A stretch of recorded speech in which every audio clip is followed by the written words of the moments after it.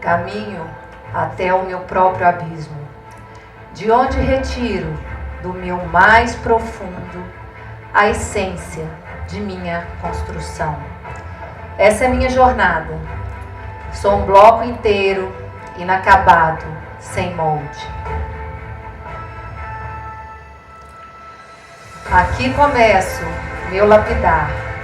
Sou responsável pelas ferramentas que uso, das quais muitas desconheço. Me colocar no desconhecido para aprender dá medo.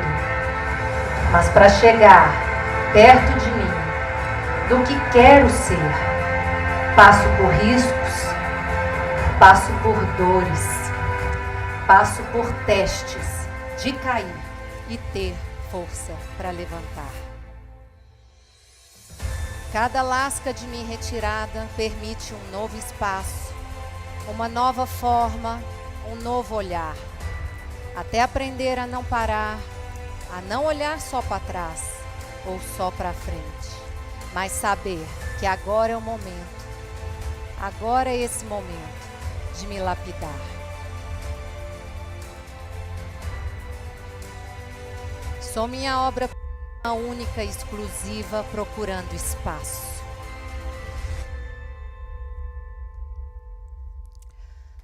Se sou pedra, serei como mármore, a pedra que brilha, e aqui começa sua chance de, como mármore também, brilhar com sua própria luz.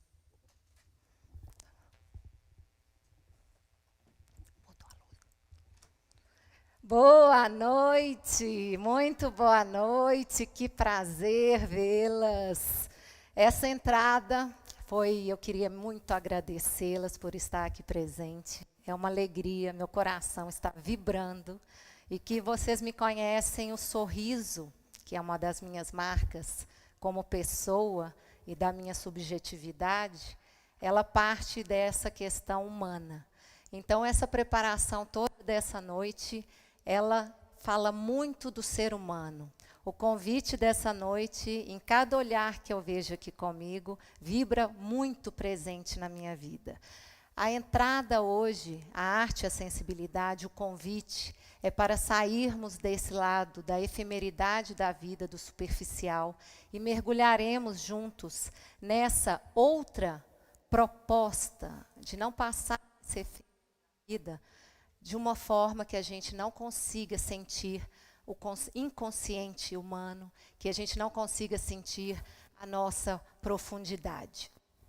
Gostaria de apresentá-los quem hoje é meu muso, Dante Alighieri, a minha raiz italiana, e eu trouxe ele para nos inspirar.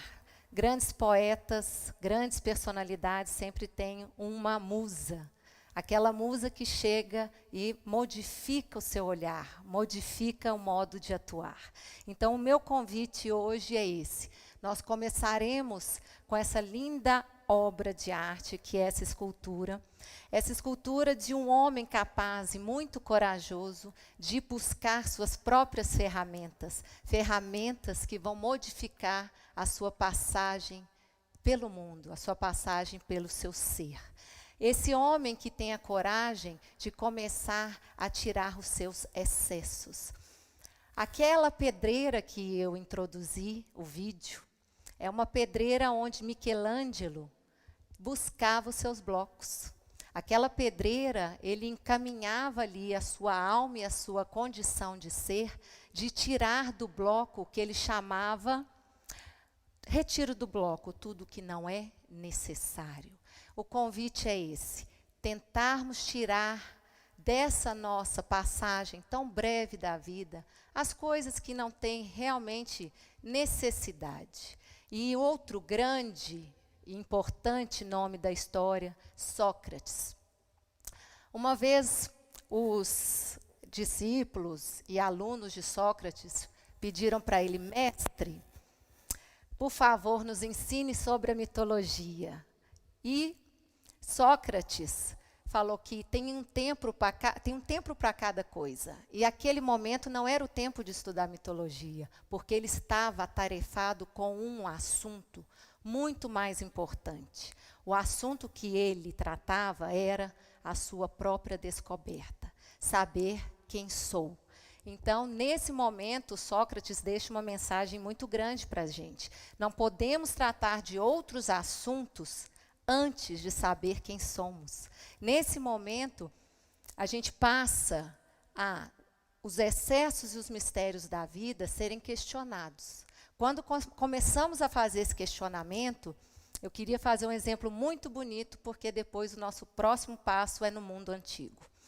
O primeiro que a gente vai estar tratando é uma frase que ela está escrita, que é uma máxima do oráculo de Delfos. Essa frase, para vocês pensarem, vamos voltar um pouco no tempo. O oráculo de Delfos foi um tempo em que o espaço ocupado de movimento, de poder, de movimento político, eles tinham um poder tão grande que eles mobilizavam as grandes autoridades, eles mobilizavam lugares e pessoas que viajavam de extremas terras para poder chegar ali, naquele lugar, e saber sobre o seu destino.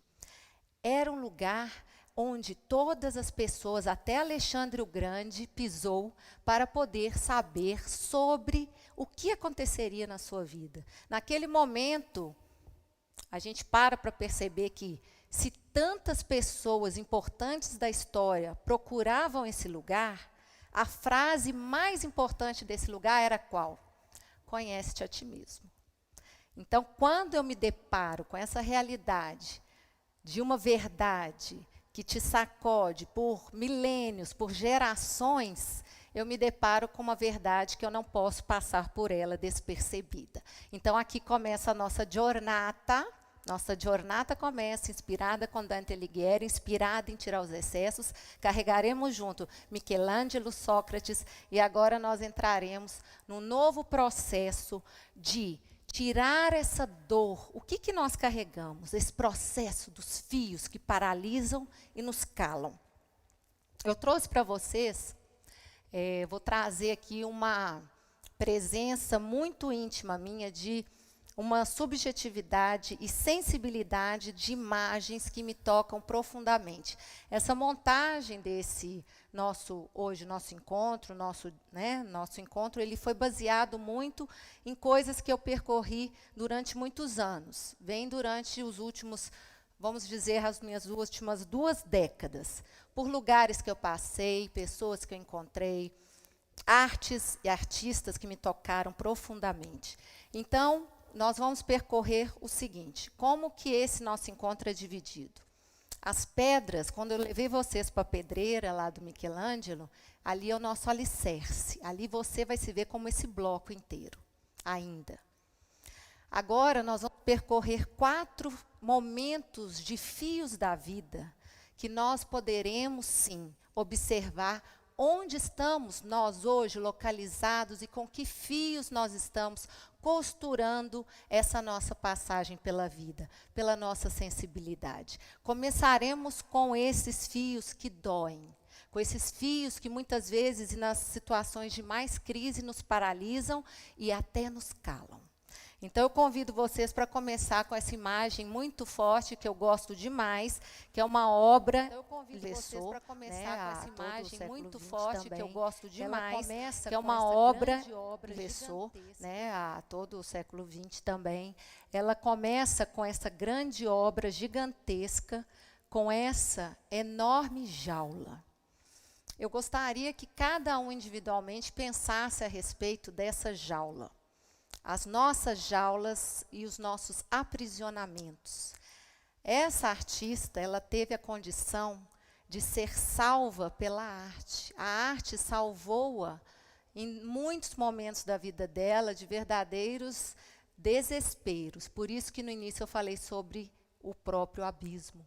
Nossos abismos, de sair desses abismos. Quando nós temos essa dualidade de emoção, de mente, ela tenta trazer essa grande aranha que vai nortear toda a nossa caminhada, porque aqui nós vamos tecer sobre a vida. Nós vamos tecer sobre essa questão da nossa realidade construída, das nossas escolhas. Essa grade que nos trava, ela está nos protegendo ou ela está nos impedindo de ir em algum lugar? Ela está nos impedindo de poder sentir o que nós realmente somos e somos paralisados por esse medo. Ela é um grande exemplo, deixo Luiz de Beauvoir, de Bourgeois, grandes mulheres com nomes, eu trago muito a referência feminina, as mulheres femininas, porque, aliás, durante, nós sabemos, toda a questão da história da arte foram subjugadas. E a gente sempre trabalha essa questão de como a gente se surpreende quando, de repente, mulheres extraordinárias, nós encontramos no nosso caminho pessoas que são exemplos maravilhosos. E são esses exemplos. Hoje eu gostaria, já nesse início desse nosso tecer, que vocês pensassem e sentissem o que mais toca vocês nessa caminhada. É uma jornada coletiva, mas é principalmente hoje uma jornada individual. Então nós vamos ver. Pega esse fio comigo. O que de mais delicado, sensível, eu posso escolher para ser tocada pela arte? Eu posso ser tocada pela música, pela filosofia, grandes textos, grandes teóricos, posso ser tocado pela poesia. Aqui eu trouxe Cecília Meirelles. Ela, nessa sua poesia sobre o fio, eu gostaria principalmente que a gente pegasse o início e o final dele nessa abordagem. No fio da respiração, rola a minha vida monótona, rola o peso do meu coração. Nesse momento nós estamos saindo dessa jaula.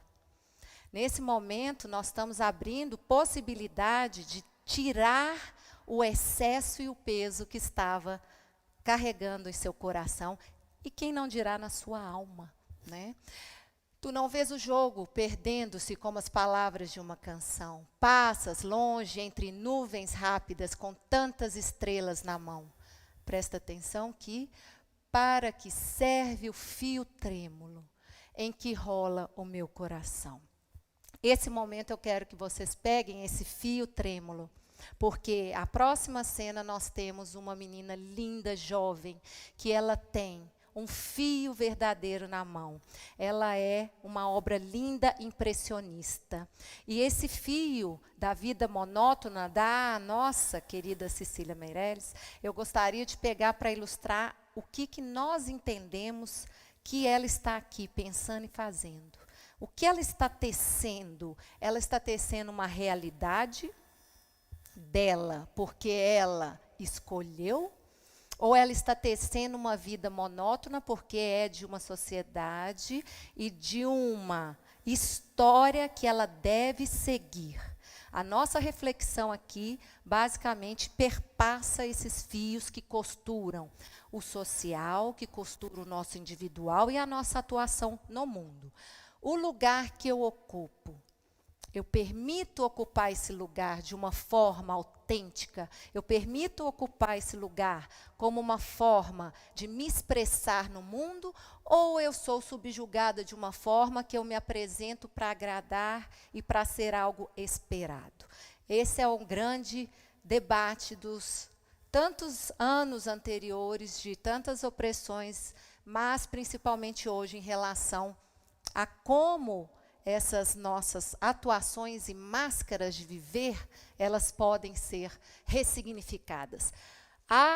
Essa é uma... Eu sempre falei que eu vou trazer essas mulheres que impressionam, essa artista. Na hora que eu vi as telas impressionistas, eu já fui procurar o nome do pintor. Então, eu me surpreendi tremendamente. Eu conheci nos Estados Unidos, depois eu tive a oportunidade de ver em outros lugares na Europa também. É um trabalho de uma série de outras também impressionistas, para quem é amante da arte. Devemos, e acho que assim, é para honrar essas artistas mulheres que abriram caminho para tantas outras passarem por situações que antigamente eram imprevisíveis, eram muito difíceis. Quando a gente olha esse lugar, eu quero que pense, bom, que talento que essa mulher carrega. Essa pintora, ela não tinha uma vida monótona, com certeza não. Então, esse fio que ela está aqui tecendo de uma vida, que essa vida cotidiana, ela também ela vai pôr em embate isso, os dois pontos, a minha vida e essa vida que é apresentada. Uma artista plástica que gosto muito, eu vou entrar em algumas cenas que são bem impactantes, que no caso é a Ana Maria Maiolino. Ela vem com essa costura por um fio. Pense nas gerações, nós estamos falando dessas mulheres que abrem lugares, que abrem portas. É muito intenso esse impacto de ocupar esse lugar. Então, em alguns momentos, eu tenho a primeira geração, a segunda geração e essa que segue. Mas, muitas vezes, nós temos que questionar sobre a passagem desse fio. Esse fio que está ligando, que muitas vezes, ele também tem que ser, às vezes, cortado. Tem de geração em geração e tradições e crenças. Tem muitas referências do inconsciente, do coletivo, e muitas vezes dentro da própria família, eu volto na jaula da Louise de Bourgeois, quando eu tenho que passar por uma família que tem uma tradição muito forte ou crenças muito fortes, o que isso me diz? Que às vezes eu tenho que ocupar um novo lugar, não desmerecendo a minha família jamais, eu posso honrar, mas também vendo que aquele novo lugar eu posso ocupar. Eu tenho um novo e possível caminho autêntico para percorrer. Talvez essa última geração não concorde com o modo que a própria mulher foi tratada na família, nas outras gerações, ou o modo de pensar. Então, o que resta a ela? De um modo corajoso, consciente, com a frase do oráculo de Delfos, conhece-te a ti mesmo, levar uma nova significação, romper com essa barreira dessa família e seguir adiante com a sua própria história. Rosana Paulino tem um trabalho fortíssimo. É uma das mulheres também corajosas, artistas, que abre caminho e trata a arte aqui que eu estou trazendo para vocês, com esse olhar de recorte muito subjetivo, é para causar esses impactos muito individuais. Porém, nós temos esses impactos sociais, históricos. Nesse momento em que ela apresenta uma obra de uma mulher, né, de cor, uma mulher negra com a boca costurada, eu quero ir um pouco mais longe. Eu não vou parar só nesse quadro do calar-se. Esse fio, ele não só paralisa, como ele cala qualquer forma de expressão.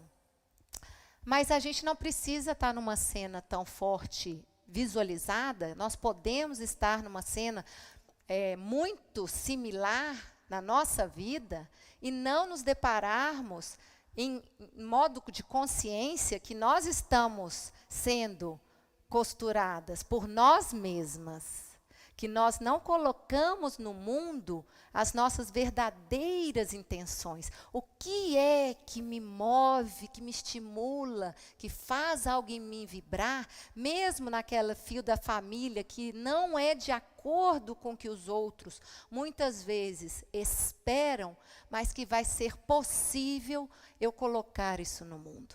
Então, aqui eu trago como uma referência, quando essa dor, que a gente está saindo dessa jaula e a gente precisa falar, não se cale diante os outros. Veja, porque a sua efemeridade permite, num espaço pequeno de tempo, conhecer você. Conheça você para que essa voz tenha lugar.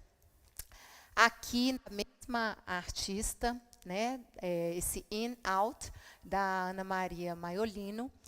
Nesse momento, eu gostaria que essa cena também, que é impactante, essa boca que engoliu muito seco, às vezes a gente tem, da mesma artista, uma cena muito bonita de uma do pisar em ovos, das situações difíceis e melindrosas que nós passamos. Nesse momento, essa voz não quer mais ser calada. A catarse aqui, ela coloca para fora toda essa possibilidade do que estava engasgado e adoece. O que está engasgado adoece. Porque você chega um momento que esse calar é doloroso demais. Então, você tem que colocar no mundo algo, por mais difícil que seja. Eu quero que vocês pensem nessa cena, porque o final da nossa apresentação vai voltar nesse sentimento. Vou fechar com vocês hoje, com esse sentimento, como é difícil expressar sentimentos. Então, nós vamos pegar nesse fio do não calar e nós vamos para o próximo fio. Nosso segundo fio vai abrir as portas para uma possibilidade não paralisante. Ela não é ainda perfeita. A nossa próxima caminhada, nós vamos entrar com esses fios, vamos para a Grécia agora, nós vamos ver os fios que são perdidos. Quando a gente fala do mito de Ariadne, principalmente a gente vai ter uma das propostas, né, porque você tem várias versões. Vamos pegar agora um fio que é um fio prata. Esse fio prata de Ariadne, e a gente vai conhecer um pouco dessa história lá do mundo antigo. Gosto demais de falar sobre a questão do humano e da mitologia. Porque está tudo na nossa história, porque nós muitas vezes deixamos isso para trás. Esse é o momento de darmos valor ao que já tem feito. Nós só precisamos nos inspirar, nós só precisamos buscar esse momento. Minha história com a Grécia, né, com os estudos de mitologia, começaram há, 20 anos. Nesse período, eu estava numa sala de aula e entrou uma mulher muito danada, dinâmica, cabelo cacheado. E naquela dinâmica ela começou a dar uma aula em grego, escrevia grego, falava grego. E aquela mulher que parecia, a princípio, se passasse por nós, uma mulher miudinha, tal, ela ganhou uma forma proporcional de uma gigante. Naquele momento, ela tomou a atenção de todo mundo, ninguém piscava. Naquele momento, ela me levou literalmente para a Grécia. Eu mergulhei em Homero, na Ilíada, e cheguei a lugares lindos como esse nosso lindo mito da Ariadne na Grécia. Tive a oportunidade, uns 10 anos atrás, de visitar as ruínas. Estive nesse local, me deparei com o Minotauro, estou aqui, então está tudo bem. Nesse momento que eu estava caminhando pela história, por isso que é importante a gente se preparar para ir aos lugares. Não é só chegar lá e ver essas ruínas e ler a historinha, é você pensar nessa bagagem imensa que existe, nessa bagagem que as pessoas têm contato, às vezes, esporadicamente num livro, num documentário, ou mesmo quando visita, passa de uma forma muito rápida. Então, o que nós estamos dando atenção, ao que é que eu realmente valorizo? Quando eu cheguei nesse lugar, Palácio de Knossos, você faz um voo, né? Você tem, aqui é em Creta, você chega por Atenas, vai para Creta. E nesse lugar é muito festejado esse lugar, porque o mito é uma coisa que toma proporções lá muito grandes, eles têm uma valorização da história muito grande e, obviamente, é um lugar que nos impacta, né, historicamente, se voltamos na história. Então, tive o privilégio, nessa época, eu ainda morava em Londres, e eu conheci uma família grega, e eu fui acompanhada por essa família grega para fazer essa visita. E por mais vezes que eles já tivessem ido a esse lugar, isso que eu quero chegar nesse ponto com vocês. A consciência. Eles tinham um momento ali como se fosse a primeira vez. Esse encantamento que nós perdemos, ou esse encantamento que nós deixamos escapar. Então, não deixar que o seu olhar passe despercebido onde ele deve estar. Então, quando eu entrei no palácio, eu me deparei com essa história. Nós temos aqui a condição humana de ser minotauro ou centauro. Quando a gente depara essas duas figuras mitológicas, nós temos no minotauro a figura animalesca que domina hoje o mais, vamos dizer, o percentual mais alto da nossa sociedade, sim. Porque para atingir o estado de centauro, você tem que ter um crescimento não só dessa parte da materialidade, mas principalmente a parte de consciência espiritual e de valores e de virtudes ampliados. Se eu continuo na minha posição humana como minotauro, eu sou um animal e um homem. Enquanto centauro, ele tem uma racionalidade fenomenal. Ele vai colocar um outro patamar no humano. Então, essa é uma das reflexões que a gente também, nessa costura do fio da vida, o que a gente está mais valorizando? A minha forma minotauro? Ou estou caminhando para essa ascensão de uma mudança mais consciente como centauro? Passando aqui pelo palácio, entramos nessa cena do labirinto. Aqui é uma festa completa. A guerra, a nossa Ariadne, ela é filha do rei de Minos. Ela se apaixona por Teseu. Teseu, a princípio, dá uma namorada boa nela para conseguir o fio de prata. E nesse movimento, a gente tem uma observação muito, muito profunda. O labirinto aqui, nós estamos falando ali na nossa divisória de passagem dos fios. O labirinto aqui, ele é uma significação desse fio perdido. Que fio perdido que é esse? São as nossas curvas pela vida, onde eu me perco e onde eu me encontro. Nesse momento, o labirinto ele é uma metáfora para quê? Para nós pensarmos a nossa jornada, sim, pela vida. Pode ser, muitas vezes, tratado até espiritualmente pelo inconsciente coletivo, por essa ascensão. Mas o labirinto são essas curvas que acontecem na vida, que nós, muitas vezes, nos perdemos lá dentro. Teseu consegue o fio de prata, entra no labirinto, mata o minotauro, salva, muda a história do povo, do seu povo. E, por mudança do destino, nesse momento ali no nosso cantinho aqui, a nossa deusa, a heroína da história, ela é abandonada. Ele resolveu o problema dele. Matou o minotauro, virou herói. E ela, de repente, nesse ato de desespero, ela vê essa obra é lindíssima, né, do Tiziano, está lá na National Gallery de Londres. Só que poucos observam duas coisas.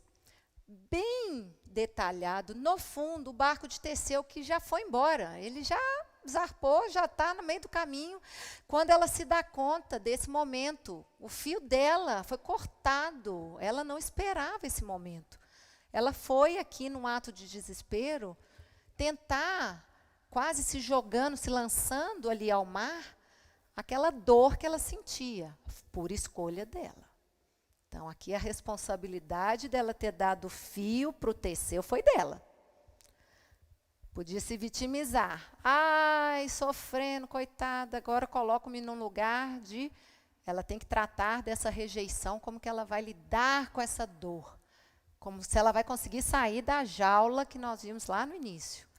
Nesse momento, os deuses têm piedade dela. Mandam um novo amor. A história dela, a curva do labirinto ali dela muda. Quem chega é chamado Baco. Baco, no romano, Dionísio, no grego. Ele vem nessa pose muito interessante. Essa obra eu trato com muito carinho, aliás, essas que eu estou trazendo com vocês, porque semanalmente eu visitava essa obra. Tinha alguns artistas realmente que, ligados à mitologia, mexem muito comigo. Essa é uma... A gente gastaria uma aula só com ela. Ela é muito complexa, ela traz muitos elementos simbólicos. Particularmente, eu gosto demais. Por exemplo, aqui ao centro nós temos, né, uma imagem simbólica que nós temos uma linda estátua que fica no Vaticano, que é o Laocoonte, que tem uma linda história por trás, toda desse mundo antigo. E aqui a gente tem toda uma representação como o nosso Baco. A pose dele não é à toa. Né? Nesse momento que ele faz esse giro, ele está como um discóbolo, aquele atleta grego que faz um lançamento. O que ele está lançando? Vamos lá, observa comigo. O movimento dele já lançou alguma coisa. Então, vamos perceber. Lá em cima, ela tinha uma coroa. Lá em cima, no alto que a gente tem umas estrelinhas, não tem? Ele pega a coroa dela, faz o giro, um lançamento e transforma ela em uma constelação, como uma prova de amor. Nesse momento, ele tenta mostrar para ela alguma saída de reerguer desse fio perdido, abandonado.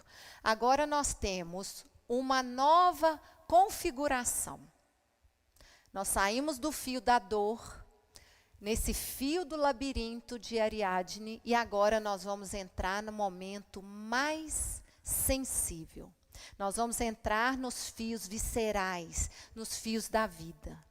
Que fios são esses? São os fios que conectam o plano terreno de um plano de uma ascendência para outros valores humanos e espirituais. Eu gostaria de que vocês prestassem agora 1 minuto de atenção. Eu vou passar um videozinho, os videozinhos são todos curtinhos, normalmente é 1 minuto, 1 minuto e meio. Peço um estado de presença para vocês sentirem. Eu acho que aqui o momento é para trazer para vocês essa sensibilidade, principalmente esse valor único que cada uma carrega. Essa artista japonesa, a Kiharu Shiota, me impactou desde o primeiro momento que eu vi as obras dela.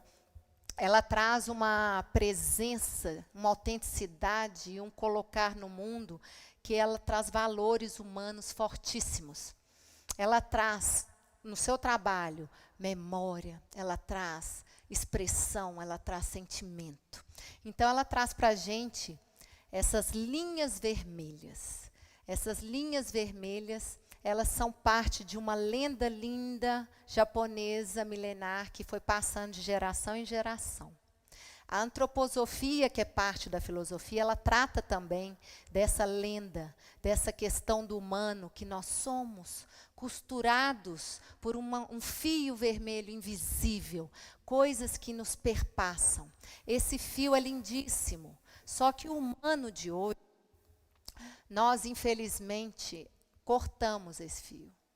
Era um fio indivisível, era um fio que conectava o ser humano nos seus valores mais humanos, mais elevados.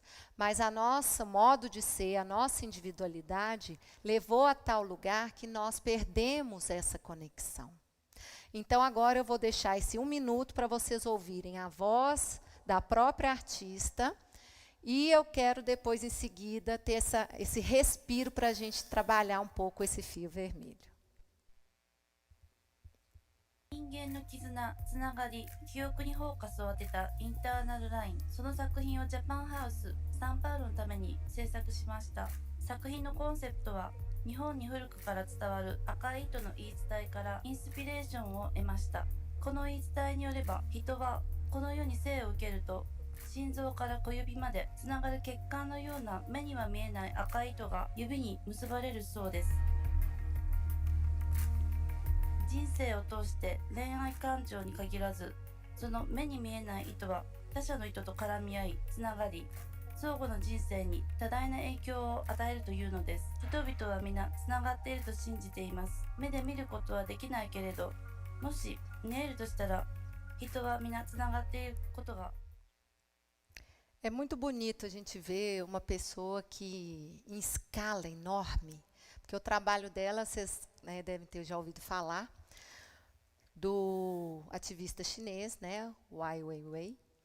Ele trabalha com obras de uma escala gigantesca. Nesse caso, ela também precisa de equipes extraordinárias, de equipes enormes para a montagem de suas obras.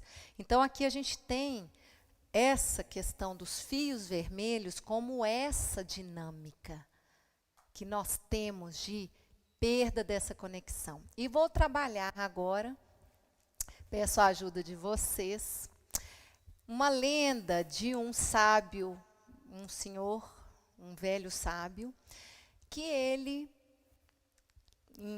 pegando esse fio da vida, do destino, e inconformado com a desconexão humana, ele saiu com o seu saco para poder reavivar essa conexão humana, para que a gente não fique mais desconectado. Então, eu vou fazer uma atividade com vocês agora. Eu vou pedir para cada um tirar hoje o seu fio, tá? Eu vou passar, cada um, por favor, segura o seu fio, tira o seu e passa para a outra. Isso. Pode puxar. Não importa se cair. Isso. Aí você passa para as meninas. Pode ir passando. Então, é como se eu entregasse para vocês a oportunidade de retirar em mãos. Vocês estão buscando, vocês estão conseguindo agora pegar o fio do seu destino. Esse é o fio que nós vamos reconectar. Pega mais um fio, isso. Ali tem, depois passa. Pega para ela, por favor, isso. Isso, cada uma aí está escolhendo simbolicamente um fio. Espera aí, deixa eu pegar aqui. Obrigada. Ai, delícia. Aqui, o seu fio. Aqui. De nada. Agora, nós estamos com o fio da nossa jornada de hoje, o fio do seu destino. Esse é um fio que ele não poderia estar desconectado do outro. Então, o que nós vamos fazer agora? Eu vou pedir, a parte aqui do André, você vai fazer um nozinho, vai unir. Desculpa, seu nome? Ai, Márcia, dá o nozinho e vocês, e dá aqui, ó. Irene faz com a gente já passa aqui, faz um nó. E eu gostaria que vocês continuassem até a gente conseguir ter os fios todos unidos. Pode levantar, vamos lá. Isso aí vocês podem mexer, não tem problema não. Eu quero todos. Isso. E aí, depois de conectar, nós vamos fazer 10 minutos de intervalo para vocês, para respirar, que a gente já vai passar para a dimensão do extraordinário. Até agora, a gente está na dimensão material. Quero todo mundo unido. Aqui, ó. E eu vou emendar o meu também. Aqui, ó, com a Márcia. Vamos lá. Ô, Rony, você também tem. Você também, Bárbara. Pode pegar seu fio. Vai não. Você só agrega amor, Rony. É verdade. É verdade. Aí, pega aí. Todo mundo? Pegou? Pegou?